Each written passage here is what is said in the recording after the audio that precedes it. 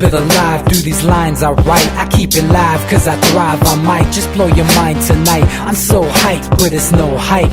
From this height, it's direct hits on sight. I'm your type, lend me your ears to show you that there's something in me. I'm not giving up, I'm standing right here, holding these days hostage, and I'll make this my year. We turning fear into love, and the love's in the air. I love doing this cause nothing compares, nothing can share that same type of feeling when you feeling them flares. They can't catch it, it's havoc, I rip to a tear. Switch a scenario, my stereos, I leave them impaired. Variables start to change and they're all in my range. I just gotta grab it, it's all mathematics. Every step is drastic, I make it fantastic. I'm trying to take your breath away, asthmatic. This is live through the stereo. Go and let it blow, blow through the stereo. I'ma let them know through the stereo. Yo, here we go through the stereo, stereo. This is live through the stereo. Go and let it blow, blow through the stereo. I'ma let them know through the stereo. Yo, here we go through the stereo, stereo. Yeah, just nod your head with it, so explicit and vivid. Every image is intricate, intimate. I put my all into it, no scrimmage and no rules. I'm a pro tool, hear my heartbeat beat into the vocals. I'm so loco, lost my mind, oh no. It's ponderoso, dope, so no overdose, cause it's dope, yo. Man, this is house grown, mixed with some milestones. So I let the style flow down like the Dow Jones, bringing it with some foul tones, letting the crowd know we getting loud, so it's eardrum rudiments. Yeah, we bring it rude again. Move, little hooligan. Music for tuning in, full time to the 10. I'm on my clock like I told you. I'm doing this for dreams we pursuing. Hey everybody, welcome back to the Anti-Media Radio once again with your host Nick Bernabe here on UCY.tv. Thank you everyone for tuning in and welcome to the show. Make sure you catch us 5 days a week here on UCY. You can bookmark this channel that you're on or just bookmark UCY.tv and check back same time 5 days a week. You can also find us on YouTube and also check out the other awesome hosts that are here on UCY and support them as well, because independent media needs support. It's a growing industry, you know, and it's something that we need to consciously put effort towards. You know, it's not just something we can leave by the sidelines. Independent media needs to be supported in, you know, all kinds of different ways. I know there's a lot of sites out there that don't monetize. They need donations. You know, we got some small local independent news sites that are really good out here in San Diego that need support as well. And, you know, we can't expect change to happen without having an honest media, you know. So we really got to support everybody that we can. If anybody wants to join the conversation tonight, feel free. There's a bunch of hot topics. We're going to start out with some of the smaller news first and then kind of build into our main topic, which is obviously going to be the situation that's going on in Chicago with that secret prison that they found out there. But before we do that, I just want to thank our intro music, our awesome friends Ponder and Excel that make our music for the intro and outro, for hooking us up with this song for free and letting us use it. And you guys can find it for free on Bandcamp too. Just search Ponder and Excel and download it for free. We're also joined on the call by DB Schwartz, our co-host. How's it going, man? Hey, Nick, doing pretty good. Just got in from class and just trying to get warm again. Hands are a little numb. Cool, man. Well, I'm glad that you made it to the call. I know that you may have to join us slightly late, depending on traffic on certain days because you're doing a class. But thanks for making it home. Glad you're safe on those icy roads. We're also joined in the studio with Cassius Methel again. How's it going, man? Pretty good, man. Just chilling, you know. So, you know, we got a bunch of news going on. I guess the first one I want to jump on real quick is this Bill O'Reilly topic, and we all remember what happened with Brian Williams. We talked about that here on the show a few times, and how everybody's mad that Brian Williams told a couple of these white lies or whatever. But now it's another big guy in media, which is this Bill O'Reilly character. He's well hated by most people. I mean, he's loved by the few extremely old audience members that he has, but he's hated by a lot of people. he's much more hated than Brian Williams, man. I mean, that guy doesn't have a fraction of the hate that Bill O'Reilly does. He's been doing a show every single day, talking shit to people for how long? I don't even know how long. But yeah, man, this hate has been coming for a long time. Here it is. We're seeing it unfold right now in front of our eyes. Yeah. So, I did a piece on Bill O'Reilly, and I kind of wrote it as if it were an open letter to him, and I kind of tore him a new one. And it went pretty viral too. I guess people liked it. But the cool thing is that the real issue here, to me, is that it's not these little stupid lies these guys are telling, right? It's the overall effect this corporate media has on many people's perception. Maybe the people that are listening to the show, some of their friends, a lot of our friends online, maybe they don't fall for it, right? But Bill O'Reilly is still the biggest name in nightly news. I mean, he is the most popular one, so the big problem isn't these bullshit lies. It's this war propaganda, this drug war propaganda, and all this other shit that these guys are feeding us, that are feeding to the people that vote all these things to let it happen. Whether it be what went on after 9/11, the Patriot Act, the war in Iraq, all that stuff. I mean, these are the people that help make that stuff happen. They're very influential and instrumental in carrying out these foreign policies and these bad ideas that the government has been doing. They're able to trick all these brainwashed old people into supporting these ideas and these politicians. They make people think that some things are truth presenting no evidence, and they kind of facilitate a paradigm of people not actually looking for evidence when making claims. And I think that's the most dangerous fundamental part about this. The fact that they all encourage a paradigm of not critically thinking, not looking for evidence in every claim that is made. And overall, that's what every single person in this kind of media does. And I think that, that's the fundamental problem. Yeah, O'Reilly also put out a hit piece on cop block, on police accountability. That's ridiculous. And filming the police, and he tried to make it along with what's her name, Kelly. I forget her last name from the. They Kelly made it file. seem like some kind of southern thing, like it was just a bunch of hillbilly people and stuff. They said, "Oh, Paul Bunyan's following us." Like how condescending and absolutely far from reality that is. Only the people reading that don't know what we actually are would, what they actually are would think. That's true. We also have Manny on the line from LA, and I wanted to get your take on what's going on with Bill O'Reilly, because you actually work in Hollywood and among I know you don't work with O'Reilly, but you work among the Hollywood type of people and the culture and the industry. I wanted to know if you had anything to say about what's going on with Bill O'Reilly. Yeah, I really do.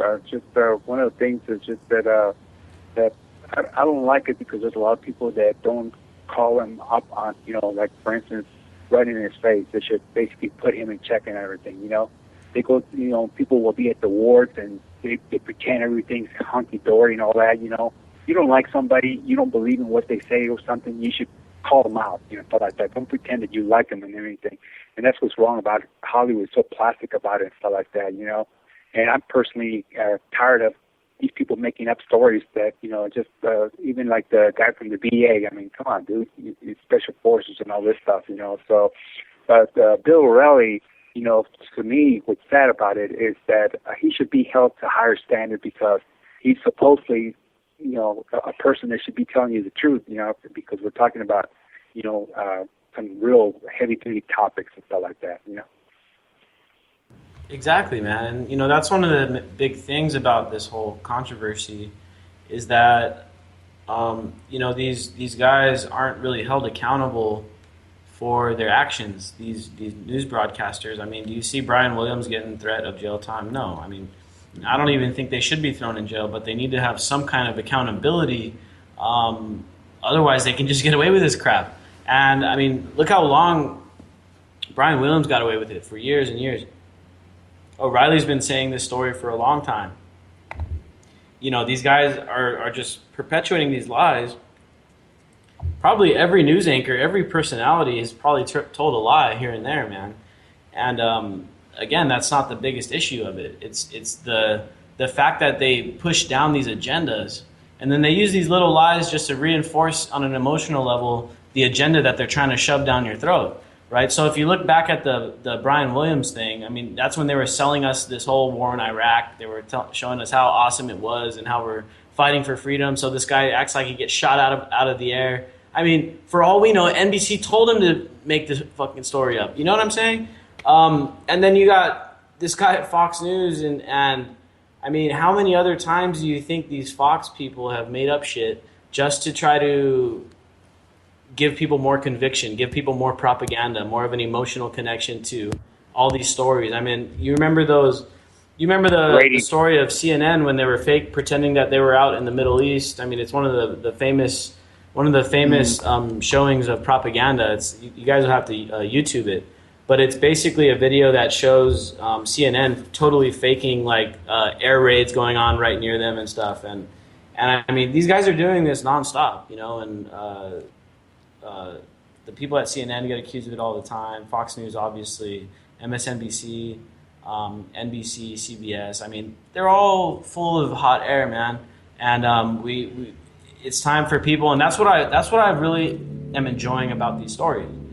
Is that, okay, yeah, people are upset about Brian Williams, people are upset about O'Reilly, but it's, in my mind, it's undermining this overall idea of corporate media telling the truth. Like, yeah, maybe these certain individuals may lose their jobs or whatever, and like in that article, I'm basically saying, yeah, your career is basically over, Bill O'Reilly. Your lives are starting to unravel, you know.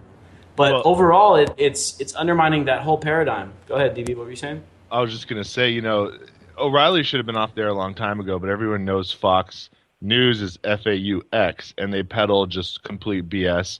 And they had their spike right after 9/11, and they've steadily declined since then. And, of course, their average watcher is now in their 70s. So are they still potent, still legitimate? Barely. The people that watch barely, they're going to have maybe a couple more elections in them, if that. The thing that's crazy about NBC is this is supposedly a progressive type of news channel where they're going to, you know, focus on rights. And the thing is, Brian Williams, you know, apparently, according to a lot of reports, was going to break ranks and try to start his own independent thing. And a lot of people think he was kind of forced to fall on the sword to prevent that. And actually, one of the guys he was supposedly going to start this up with was the guy that interviewed Snowden and died 2 hours later. So they don't want a guy like Ben Swan times 1,000 to start an independent organization. And to me, man, I don't know if it's true or not, but where did this come out of the blue, and why is it only him? I mean, let's look at every single corporate newscaster. If they had a green screen behind them, that's falsifying something we expect to be real. Yeah, and if you trace back legally what's going on, because in the past, people, when they would lie, when they would post false information, they would make a retraction and stuff like that. But back in the late 90s, it was actually a case involving Monsanto where basically they had two reporters that were reporting on the bovine growth hormone, which they were giving to these cows to make them produce more milk, which of course was a product that was made by Monsanto. And what basically happened was when these reporters basically made a mini documentary and they went to go have it published, and keep in mind they worked for a local Fox affiliate down in Florida, they did a research and they found out that this hormone was going to cause like a bunch of health problems. And so when they brought it to their producers, the Fox producers refused to run the story. And so after months and months of trying to convince them to run the story, because these reporters, and rightfully so, felt it was a huge story, you know what I mean? And Fox refused to run it. And then eventually, because of their persistence, both of the reporters were fired from Fox. From a local Fox affiliate. And then what happened was they took them to court. They took Fox to court. And then after, at first they won, but then it was appealed and it went up to like the Supreme Court.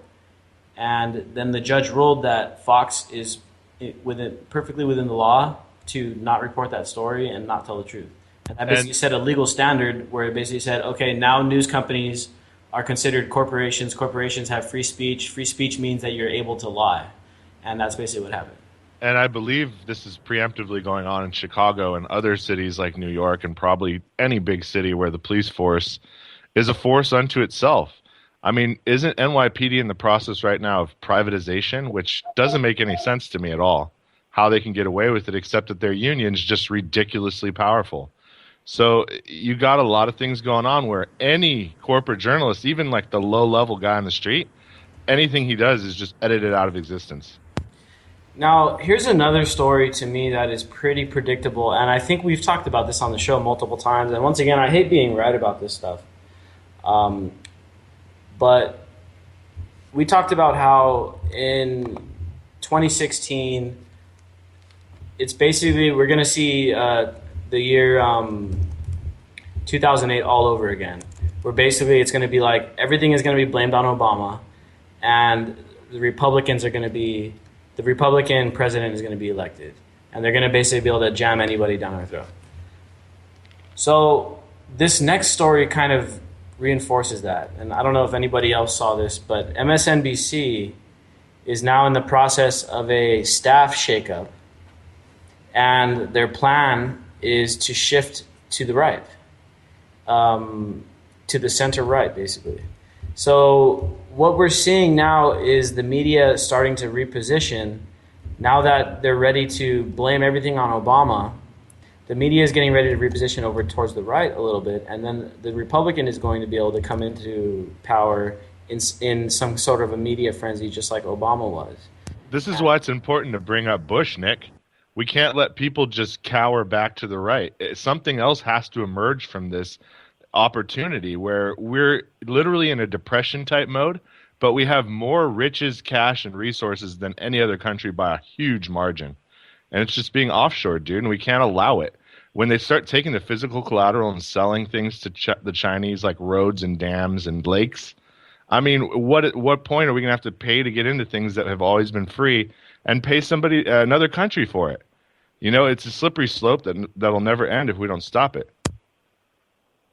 Yeah, unless we stop it, man. We just have to take action in every way that would be most strategically viable, to, well, try to reach the people that are deep within, the lies that these mainstream media companies perpetuate. And every time that, I think we should compile instances of them being hypocritical, them being wrong, and just give it everything we've got to prove to people that these media corporations can't be trusted. And every point that we understand that they don't, maybe we should, take it to another level with compiling information to give to them, or figure out a way to reach out to them that they would understand.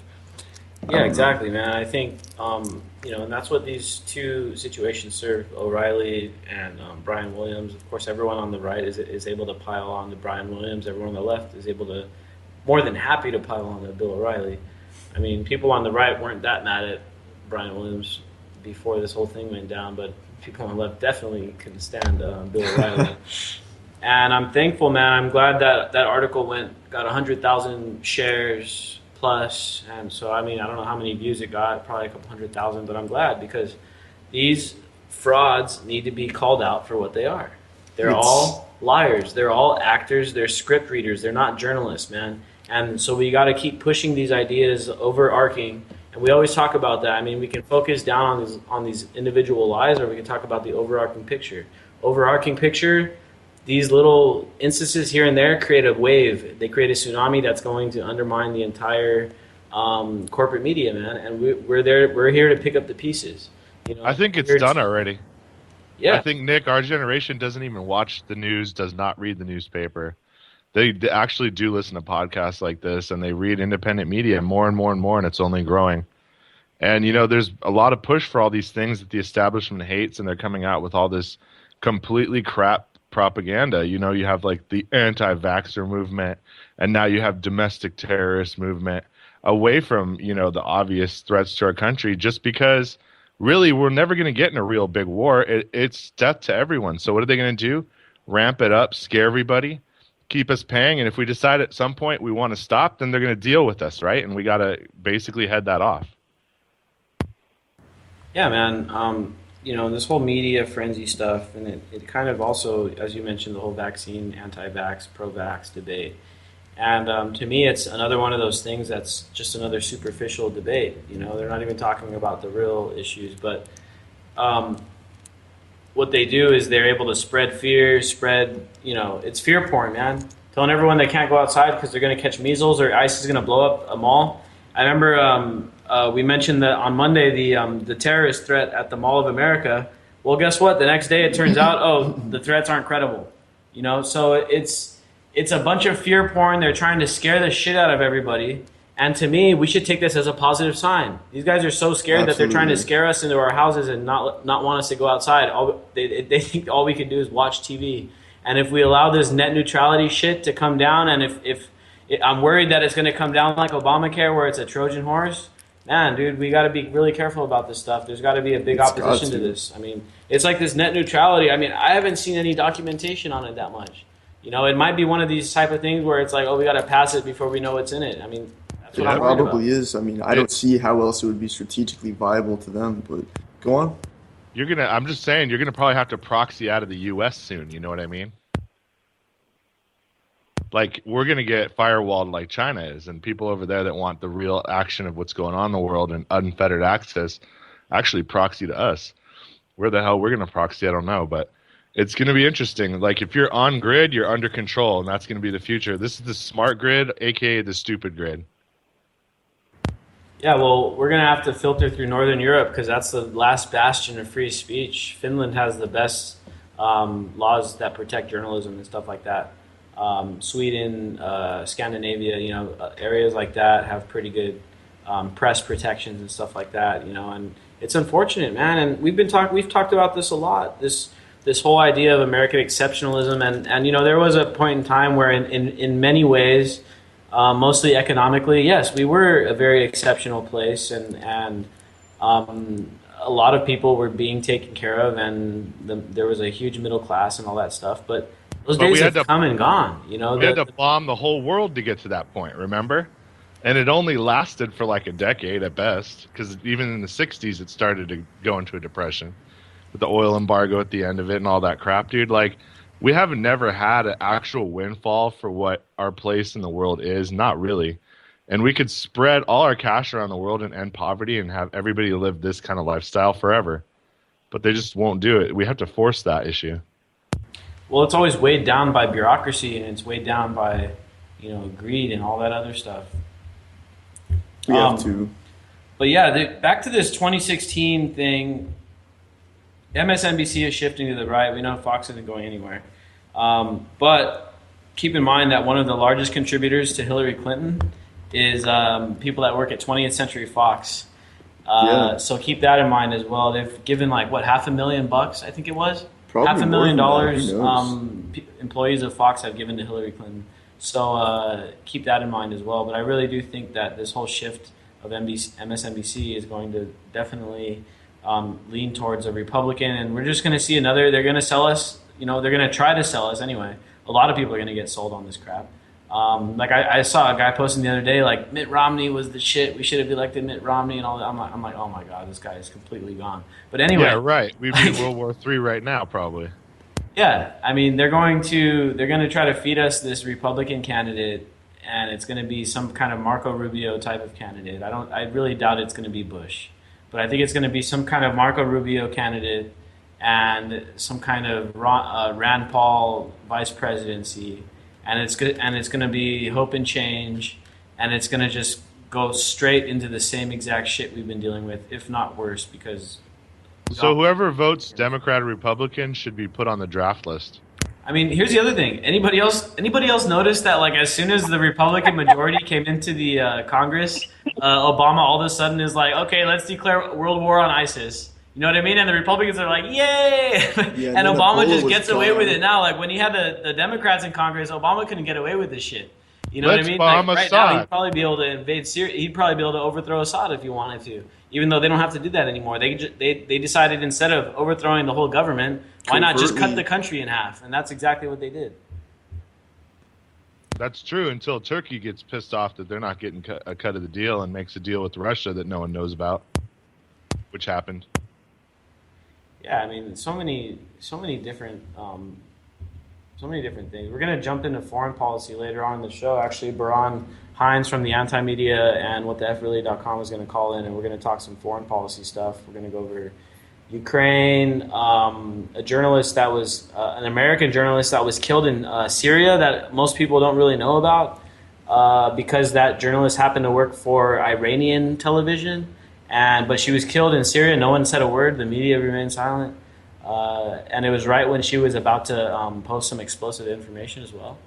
Wow. So we're going to talk about that too towards the end of the show. Right. About That's some Chicago. damning information she has. Yeah, before we go into Chicago, because that's going to take up a lot of time, we got this story out of Louisville, Kentucky, about this houseless gentleman that basically on the steps of a homeless shelter, He died. he literally froze to death.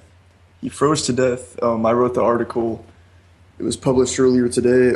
He repeatedly asked for help. He actually, the woman who he talked to at the shelter said that he was crying. He came in before crying, saying he didn't want to freeze to death, and nothing was done to help him, apparently.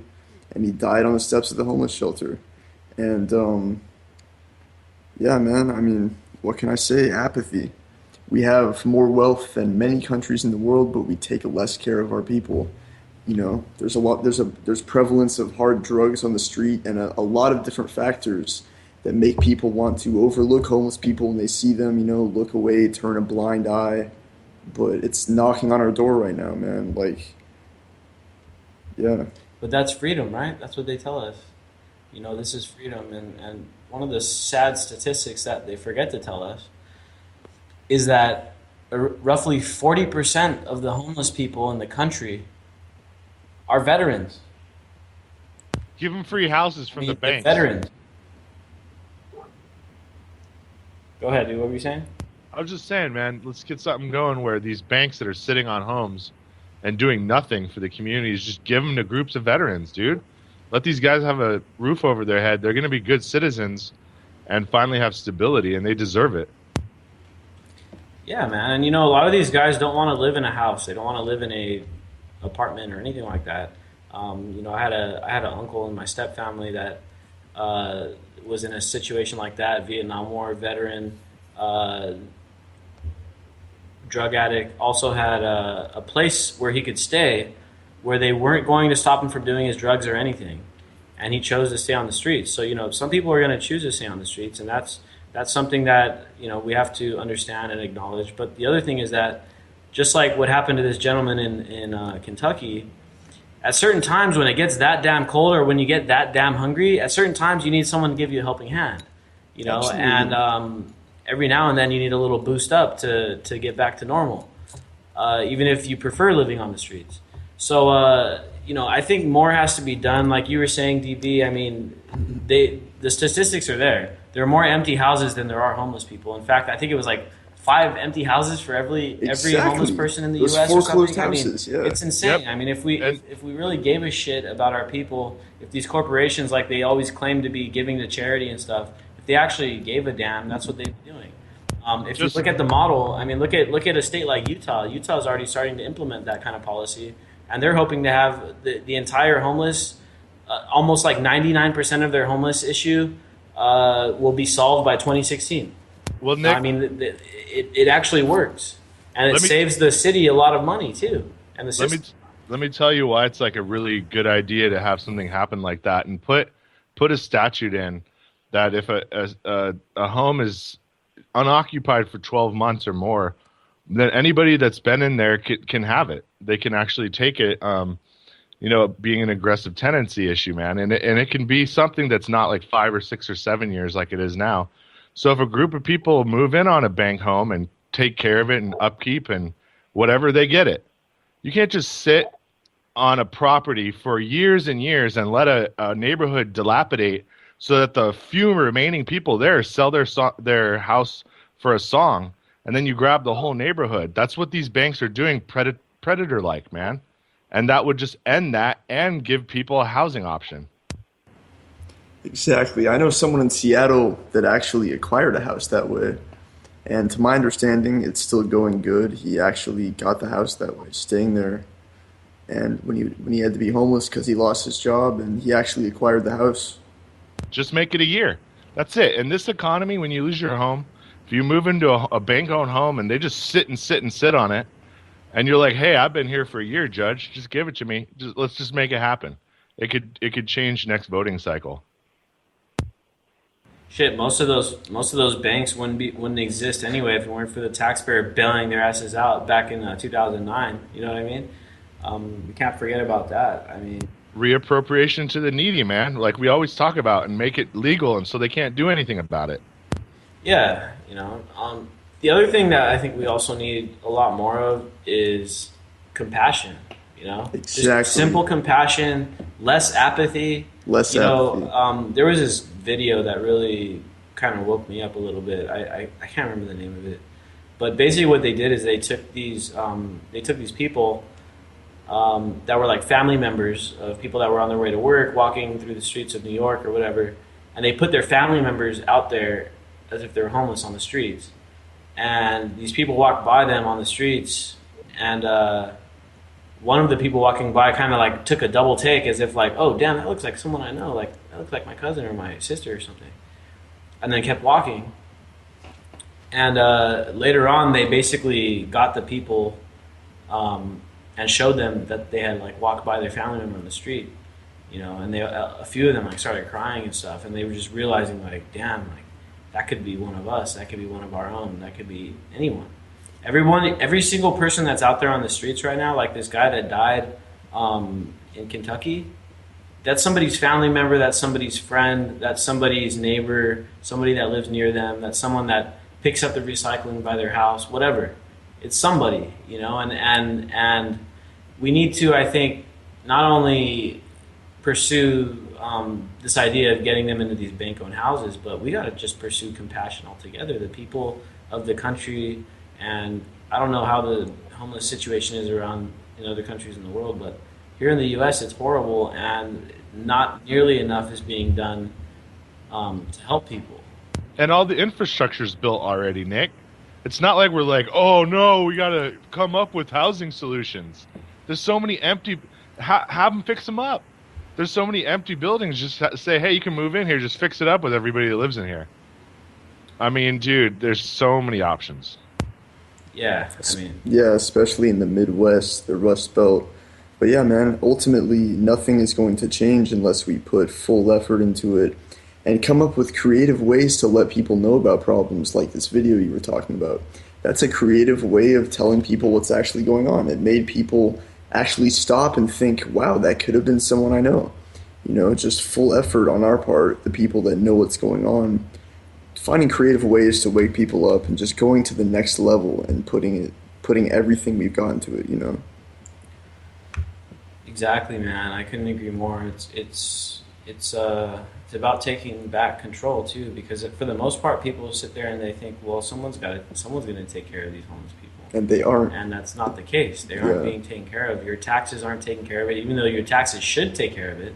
Your taxes are going to blow up homes over in the Middle East and creating homeless people in Palestine, homeless people in Syria and Iraq. That's the reality of things.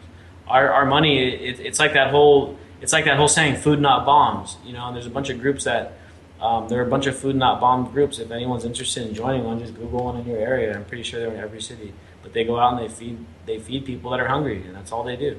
Yeah, I worked with them in Seattle. Food not bombs. That's their philosophy. You know what I mean? So, you know, the reality of the situation is that the money that we pay in taxes should be more than enough to take care of everybody that was in need, but that's just not the case. Our money goes and blows up other infrastructure around the world and funds weapons to revolutions, regime change in Ukraine, Syria, Iraq. That's what our money does. And Well, that's why. didn't they come up with a study that said it would only take like 200 billion to end world poverty, meaning bring everybody up to the level where they got 3 meals and shelter and all that? I Like- think it was like something like, it was in the billions, like per year, it was like 200 34 billion or something like that. Yeah, it was less It was than... a lot less than what it cost to run the wars in Iraq Right. and Afghanistan at the same time. Yeah, exactly. Which they run like what, like 10 million a day now or something ridiculous. Yeah, they were like 122 billion a year or something like that 2012 was like 122 billion, and then the cost in 2012 to end world hunger was like 34 billion or something. I mean, the numbers are staggering. How is there more money in war than there is in space exploration is what I want to know. Who convinced the geniuses of the world that it's better to kill the plebes than actually expand the plebes out into the solar system? I mean, what a bunch of morons. Yeah, and the most obvious thing of this whole debate, you know, it kind of makes you wonder, is that the cost.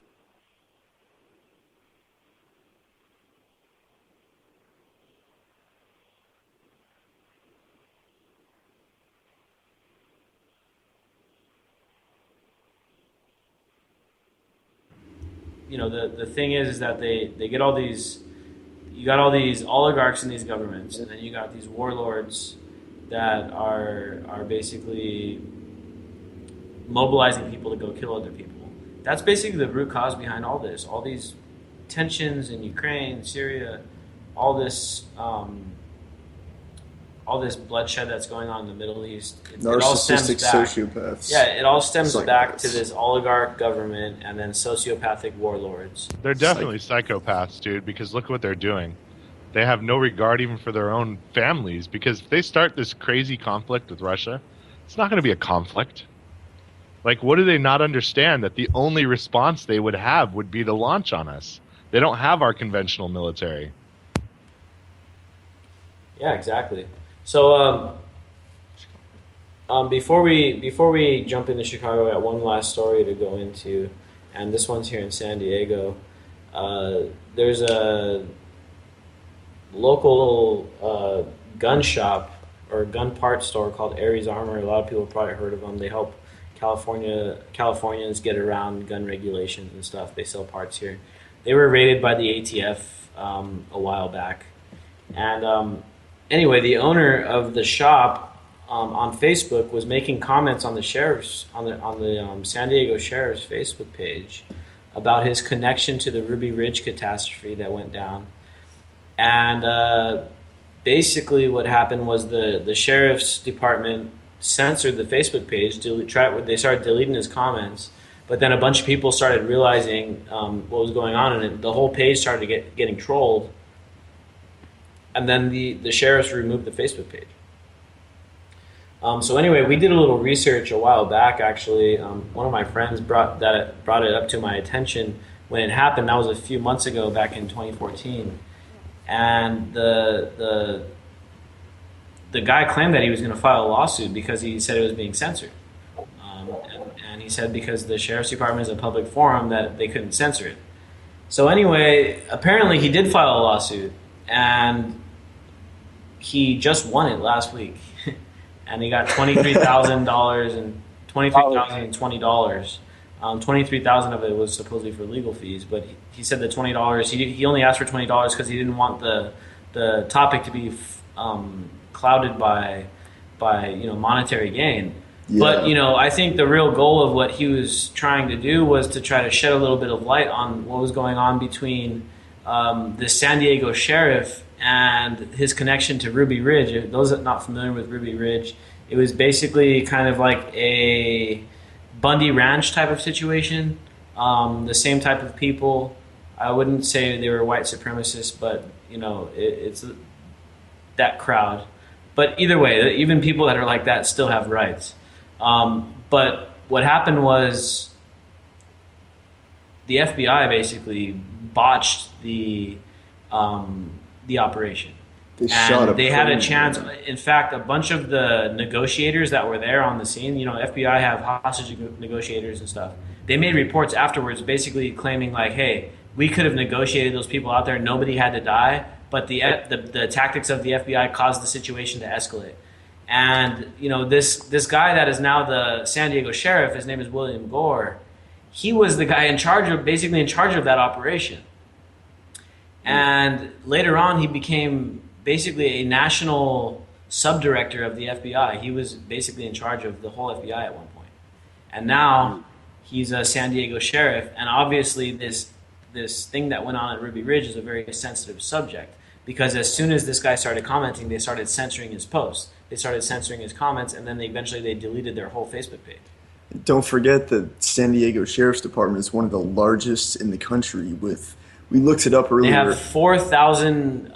There's Yeah. 4,000 employees in the San Diego Sheriff's Department, 4,000. and their budget $600 million. God damn. Well, know that, they cover a county the size of Connecticut. So you have to put it kind of in perspective. Plus, they have like a huge thing at the border, right? Like a freaking fortress, which a lot of people always wondered about. So, yeah, I'm sure they have a $600 million budget.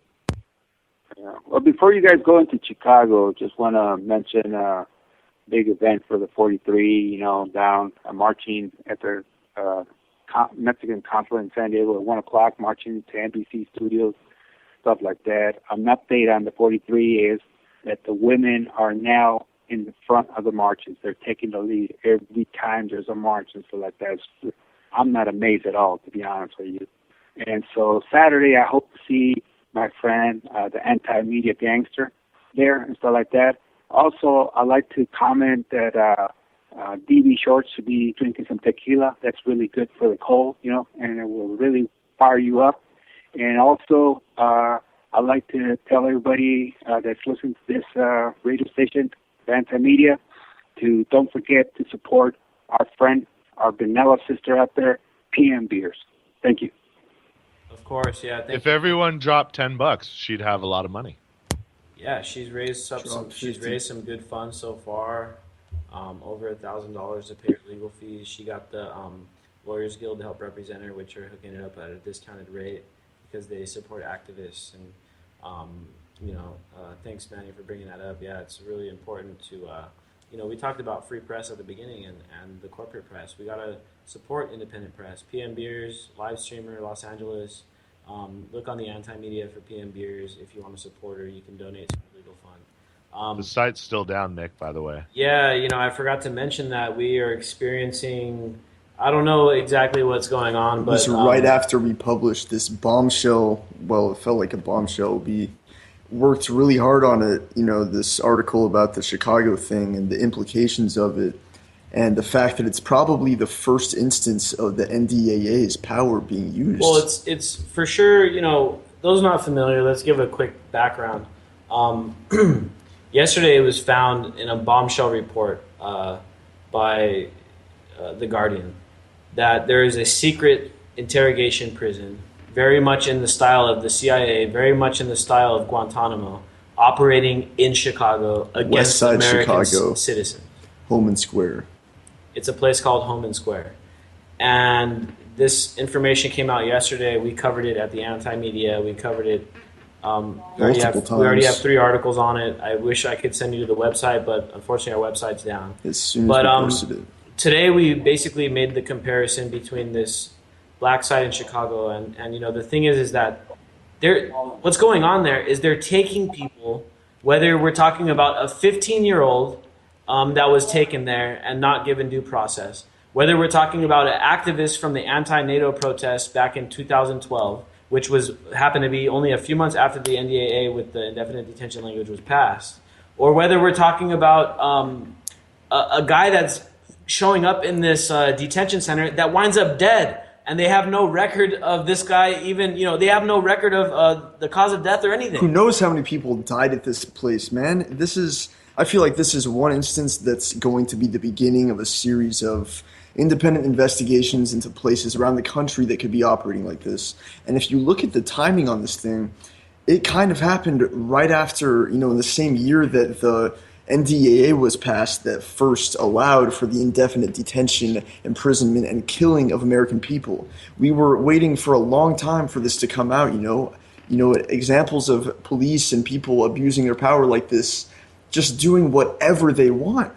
Just taking people to this warehouse and saying lawyers can't come in and doing whatever they want. People in the area, it looks like they're getting people to confess that to murders they didn't commit in this warehouse. And it seems like there's this one shadowy figure that might be connected to this. 3 days ago, The Guardian reported on this person named Richard Zulli, who has a long record of being one of the sickest torturers in Guantanamo Bay, U.S. history. He was a Chicago cop for decades, and he was known for interrogating people until they falsely confess. He then went to Guantanamo Bay and then came up with some of the sickest and most brutal and psychopathic methods of torturing people known. Donald Rumsfeld specifically honored him. He was even mentioned in a war tribunal for I forgot his name, someone in the Middle East that was tortured at Guantanamo Bay. This dude is notorious, and we're not quite sure yet, but it looks like he's connected to this Home and Square place. And given the fact that Home and Square was allegedly started in the late 90s, it looks like this dude could have had a major role in it. We're going to find more out about that and, keep giving you the info. Yeah, we're just waiting for more information to come out to find out what's going on. Because, here's the thing. That guy left the Chicago force in 2007 to go to Guantanamo, right? I'm not sure if it's 2007. I believe it was but 2007 he left to go to Guantanamo. Now, if we find out that this secret prison in Home and Square was operating before, during that time, or before then the fact of the matter is that Home and Square is completely illegal, and everyone that's involved in it needs to be prosecuted ASAP. Messed up thing. It is illegal because of the National Defense Authorization Act. Here's the thing. That didn't pass until 2012. Now, the National Defense Authorization Act in 2012 included legislation which is referred to as the Belligerent Act, which basically says, it's a very vague language that basically says anybody that commits a belligerent act against the United States can basically gets their due process removed. And so... What's belligerent? That's the thing. Belligerent is so vague that it can be used against anybody. It could be used for anything. And that's why so many people are so worried about the NDAA. But what we don't know enough information yet. We're hoping that whistleblowers step forward. In fact, on our article today about how this detention center mirrors NDAA type of language, and it very much looks like what the NDAA would also look like.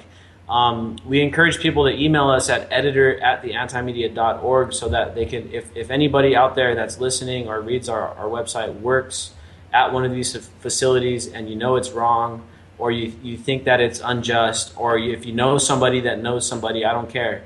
Email us, editor@theantimedia.org, and we want to talk to you because we need to know more information. We need to know if there's more of these sites out there. What if every city with over 1 million people has one where they just disappear people? I mean, the prison industrial complex, the jailing system, it already functions in that way. In fact, I can't say who it was, but someone very, very close to us here experienced a similar thing in a big city. And it's very much where you just get disappeared into the system. You're basically kidnapped. You're not charged. There's no paperwork. And these things are happening. And this goes completely against the ideas of freedom, the ideas of due process. Any idea that is, if you're going to call yourself a democracy, a supposed democracy, you have to have due process. You have to have certain and inalienable rights. And those rights, according to what's going on in Chicago, are being completely shit on, and they're being completely thrown out the window. This is something... go on. I was just going to say, if they have the audacity to pull this kind of stuff off, even with the legal framework in place, then, us as citizens, when people go missing, I mean, their families have to make a ruckus, and we have to get it to the point where what the hell are you keeping him in there for? Because it has to be national security. Otherwise, there's no other excuse. And I want to see the documentation. I want to see what the hell you guys even have on these people that make you think you can do this. Right. I think that it's very likely, in my opinion, that there are more of these out there. And clearly they're intimidating people that go there into not speaking because it's been going on for this long and only now someone came forward. And he was probably the ballsiest one because he was at that NATO protest in the first place. I mean, if they can actually abuse people in the system, in the so-called legitimate prison, the county jail, then imagine what they're doing at a place like this. I mean, they get away with anything they want. Even in the allegedly legitimate county jail, what could they possibly be doing here? I wonder how many people went missing in this place. Maybe we should look at missing people. It's it's a bombshell. I think that this is kind of like a breaking point, and you know, So, the other thing is now that people are finding out about this, people are pissed off. pissed off. There's already people organizing actions, and keep in mind the anti-media is going to support whatever actions are decided on, any just actions against this facility, against this whole idea. And like we said, we're looking for more information as well, so that we can blow this story wide open. I know anyone working in these facilities, I know there's people that are there that know it's wrong, and we need those people to step forward. Not everyone that works in those systems are bad.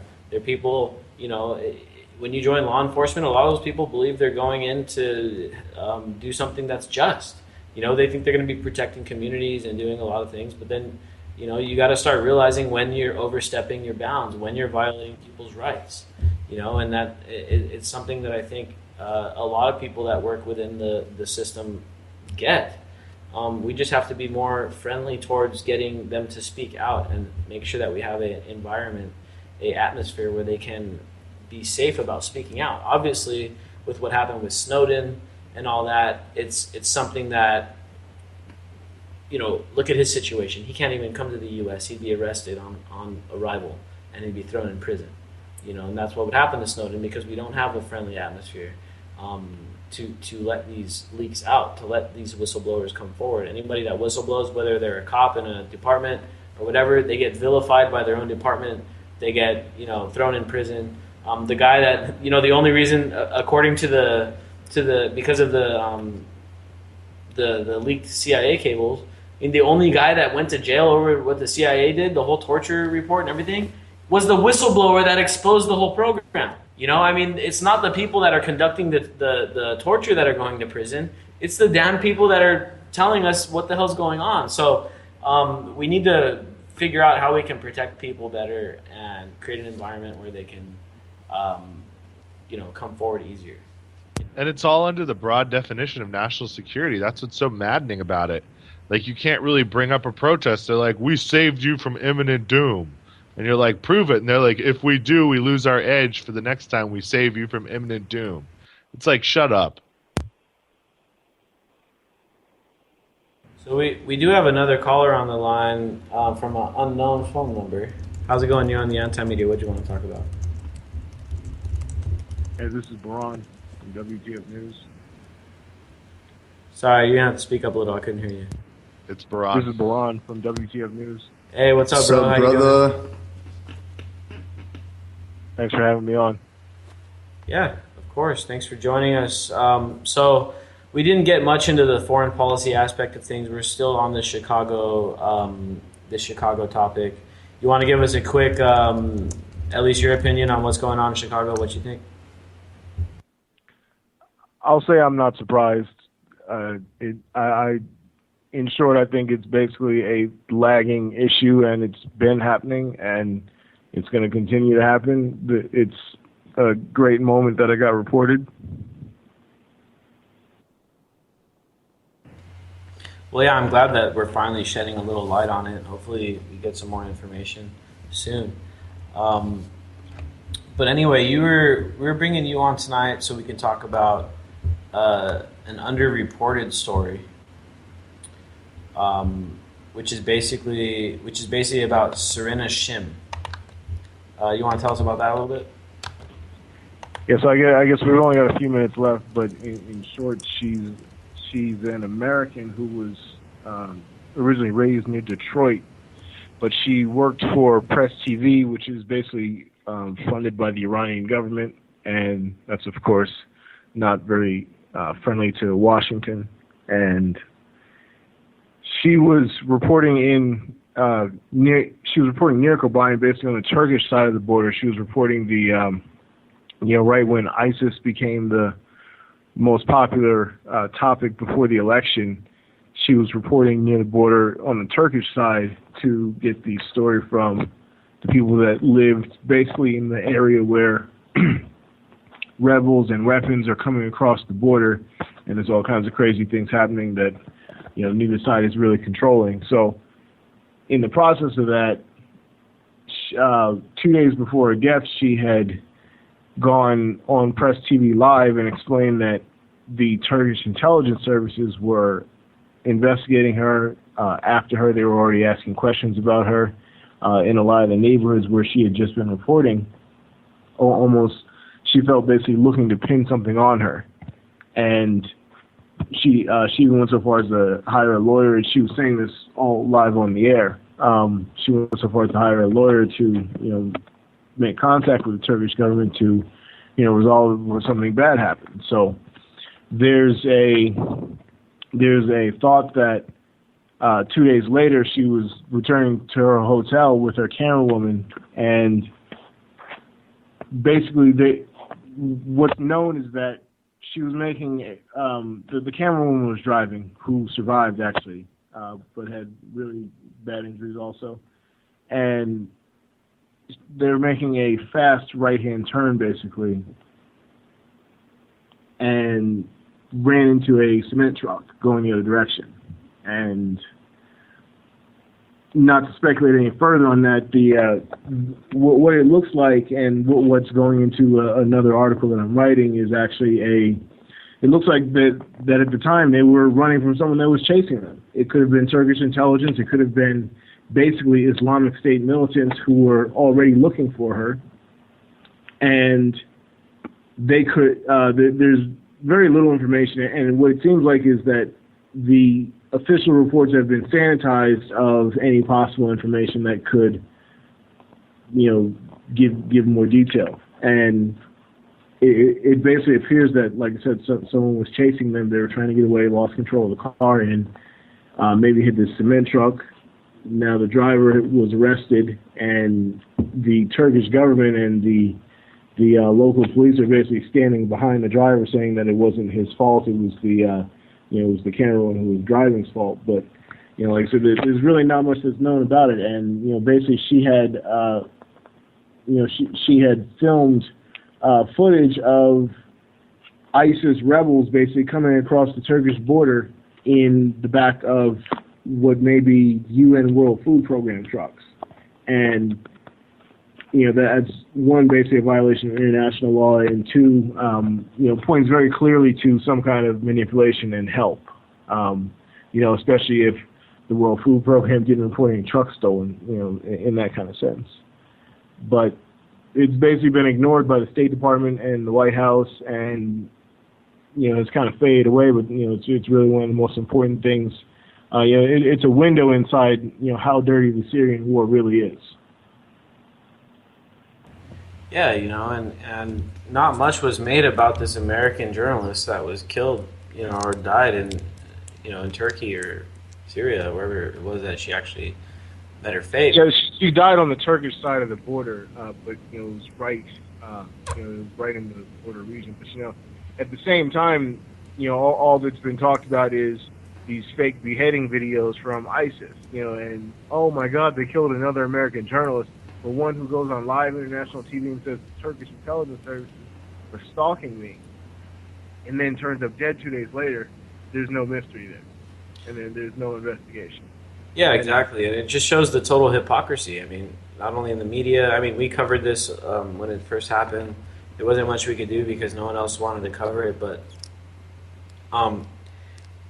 it's like, where's the outcry? Where is the investigation into the Turkish intelligence services that were accusing her of being a spy and all this stuff? But yet, when it comes to another journalist being beheaded, then it's okay, let's go invade. And it just goes to show the hypocrisy. Certain lives are held up by the media, certain lives are not, and it's a pattern that's repeated over and over as long as it serves an agenda. You know what I mean? Like Boko Haram recently, that was a huge massacre. I think one of the largest in history. Yeah. I mean, ignored by the media. Thank you, everyone, for tuning in. Thank you, Baran, DB, for calling in. Annie, catch you, everyone, later. See you tomorrow, same time. Peace.